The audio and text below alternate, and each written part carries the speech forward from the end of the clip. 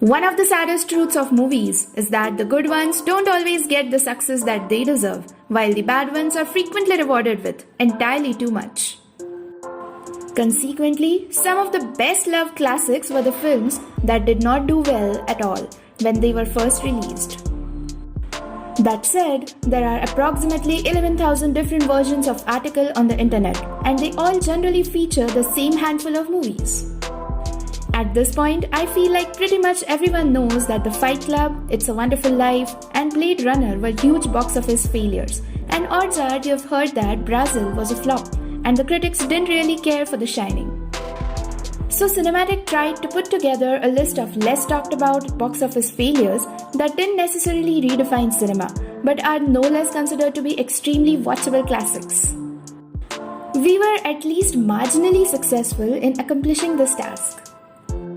Welcome to Cinematic. Here we present to you the 10 box office bombs that are now considered classics. Before I start, I request you to subscribe to my channel, like and share my video, and stay tuned for more such amazing upcoming recommendations. Also, follow my page on Instagram @cinematic3. The first one on this list is Tron. It's an undeniable classic. If for no other reason, then it pushed the art of visual effects into exciting new territory. Believe it or not, most of the effects are in digital. The filmmakers utilized backlit animation blended with live-action footage to create the film's signature look. Next, Starship Troopers. When the movie hit theaters in November of 1997, it landed with a thud and only barely managed to break even on its $100 million plus budget. Also, most people didn't get the joke, despite the fact that Neil Patrick Harris spends much of the film marching around in a literal Nazi uniform.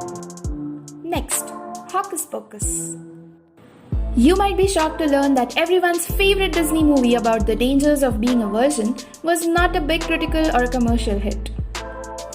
Now next, Children of Men. Despite tanking at the box office, which can't at least partially be blamed on its bizarre Christmas Day release date, Children of Men received a great amount of critical acclaim and became a kind of cult hit on video and routinely appears highly ranked on the list of the best films of the past century. Next, The Thing. The Thing is a special effects masterpiece and easily one of the best horror movies ever made. Audiences that summer weren't terribly interested in watching a man's head split apart to bite another man's head off, and while those audiences were entitled to their opinion was bad and wrong. Next, Clue. The ensemble comedy Clue, based on the murder mystery board game of the same name, is way better than it had any right to be. The film famously has 3 different endings with 3 entirely different solutions to the murders, and the audience that saw Clue in theaters would be shown one of the 3. This probably led to some confusion around the water cooler, but to be honest, I think this is a tremendous idea that more movies should adopt. For example, the Star Wars franchise should start doing this immediately. Next, Treasure Planet. Disney's 2002 feature Treasure Planet is to date the most expensive traditionally animated film ever made. Unfortunately, it is also one of the biggest box office bombs of all the time. Next, The Quick and the Dead.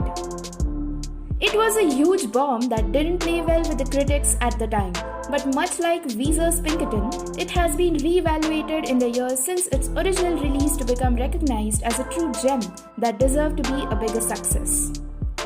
And now next, Event Horizon. Event Horizon is one of the greatest movies ever made that is in no way a great movie. Director Paul W.S. Anderson insists that the deleted footage wasn't properly cared for, as Paramount didn't think the movie would have any kind of legacy and is effectively gone forever. Which is a shame, because who doesn't want to see an extended version of the infamous blood orgy scene? And now next, The Iron Giant. It may not have gotten the love it deserved while it was in theaters. If you don't have a copy of The Iron Giant sitting on a shelf somewhere in your house, chances are you're a robot from space who didn't learn the true meaning of friendship. Keep coming for more. Don't forget to click subscribe button so that you are tuned with us whenever our next video comes out.